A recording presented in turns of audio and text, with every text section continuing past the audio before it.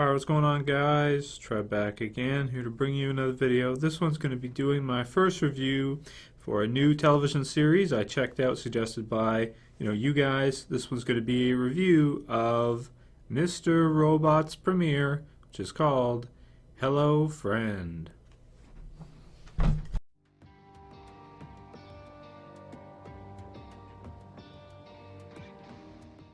Okay, so you guys suggested that I go ahead and check out Mr. Robot, and I went ahead and I did, at least the premiere. So this will be a review for the premiere, and it's going to contain minor spoilers if you guys haven't seen Mr. Robot yet. That said, if you're thinking about checking it out, maybe you heard of it or maybe you haven't, you may like this review because it can give you an idea about what the series is about, and you can get a sense of whether or not you want to check it out. So first season is 10 episodes, and the first 2 episodes have aired. This, like I said, will be a review for the premiere. The second season is going to be another 10 episodes, and it's already been reordered. So I'll read from the wiki. Mr. Robot is an American cyberpunk thriller drama television series created by Sam Esmail.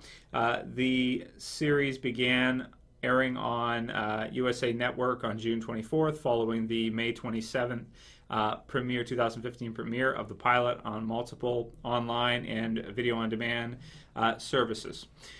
Okay, so here's the premise. Here's the story. I'll go over it with you guys, and then I'll give my thoughts on it afterwards and what I thought of the premiere.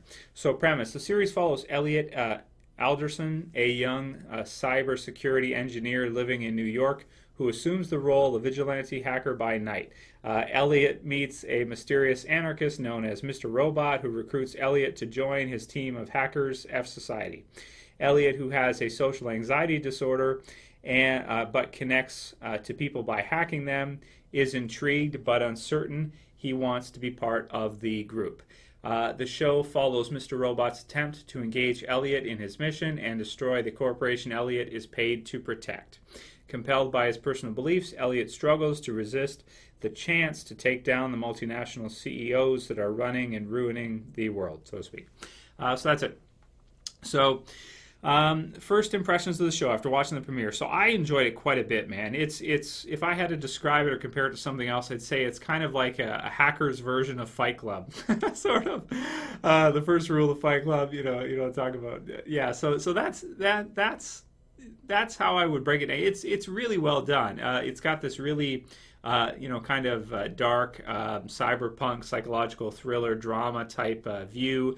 It's filmed really well, man. I mean, everything in it, like all the scenes, every angle, everything, kind of reminds me of some of David Fincher's work, except without the dead bodies everywhere and stuff like that, So, but just really dark and really right up my alley for something I would like. And as you guys know, also I'm a CS guy, right? I have a bachelor's of computer science, and I actually work in computers as trade. So so this is something that's right up my alley. I totally get, although I'm not into hacking and stuff like that. I'm a computer tech by day and YouTuber by night. So there you go. There's my side of things. Versus him in this case, where he's a network, cyber security engineer, network engineer by day, and vigilante hacker by night. So he's an interesting lead character, protagonist to follow, because he's not. Okay, because he's a hacker, you could call him like an ethical hacker, but I don't know how I feel about that anyway, because they're using devious means to kind of break systems and, get access to people's stuff. And then after he's able to do that, he'll go ahead and, let's say it's somebody who's breaking the law and is into child whatever, he will call the cops and, rather than blackmailing him just to try to make money, he'll let the authorities know and they'll shut him down. So it's kind of like the greater good type deal, right? It's all about, that question of the greater good, and if he has to do some kind of nasty things to get a better outcome overall, then he's willing to do that. Plus, it seems like he doesn't interact well with other people, so this is like a hobby for him. It's something he loves, something he enjoys and he wants to do, and he's got it down to a science, so to speak, even calling people and trying to, posing as like the bank and stuff like this and trying to get their information, stuff like this. In the real world, people do. They find creative ways to trick people or systems, and they break systems. That's basically what hacking is nowadays, for the most part, to be honest. It's a little... actually, I would say the show isn't the show isn't unrealistic in any way. I wouldn't say not really, because things like this can happen, you know, and they do, especially if you're running web servers and stuff and you have any holes or anything like that. People can break it, or who knows what can happen. There's all kinds of things that can happen. So yeah, so you know, from that perspective, I do like that side of things. I also, but really, I feel a good connection to the main lead character, because I think he's somebody a lot of people can relate to. He feels really out of place. He feels like he doesn't belong. He has a lot of trouble dealing with people, which I think is something everybody struggles with sometimes, maybe if not, you know, in regular life, in the working world, in the corporate world and stuff like that, getting nervous in front of, you know, big wig bosses and stuff like that. And he's really funny the way he kind of like looks at everybody. You know, he gives everybody these looks like he's, you know, he's so scary. Like he's got a psychologist that he kind of like, you know, looks at him, you know, he's bug-eyed, which is funny. He also, of course, has, you know, has a liking to this girl named Angela, who also works with him. They seem to be close friends, but, you know, she's got a boyfriend, so he hacks the boyfriend. Oh man, it's pretty fun, to be honest with you. There's a lot of different levels to it. It also brings in kind of the elite, the top 1%. I don't want to say like Illuminati type thing, but, you know, kind of the way that they talk about this hacker, Mr. O. He talks about wealth distribution, and that the top, you know, 1% has, you know, like 99% of the wealth, or whatever that ratio is. This whole type of thing. So he wants to take him down and, you know, redistribute, erase everybody's debt. He's going to be an anarchist. He's going to be, you know, this kind of thing. So Elliot, I suppose, to put up with his boredom that is his life, I guess, kind of goes along with this proposition to frame one of the big wigs for this hacking that this group did anyway. So I like the premise. I thought it was a pretty good idea, pretty good story. I like the characters. I think it's interesting, but where it really excels for me anyway is just the way they shoot it, the dialogue, the performance from let's see his name, Ramy Malik as Elliott is really good. He really plays a clunky, weird, you know, kind of socially awkward, you know, character who I think is pretty relatable to a lot of people, including myself. I did like him quite a bit, because I, you know, being in computer science all these years, I met lots of people that are just like that, especially my CS classes and stuff like that at university.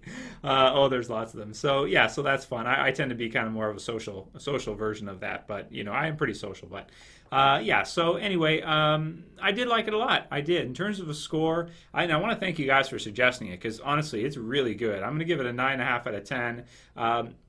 I just love the style. I love the story. I love the awkwardness. I love his imperfections and the way he's not, you know, he's not your atypical good guy, and he's just kind of he's very down to earth. You can imagine a guy like this, you know, pretty much in any city, especially New York.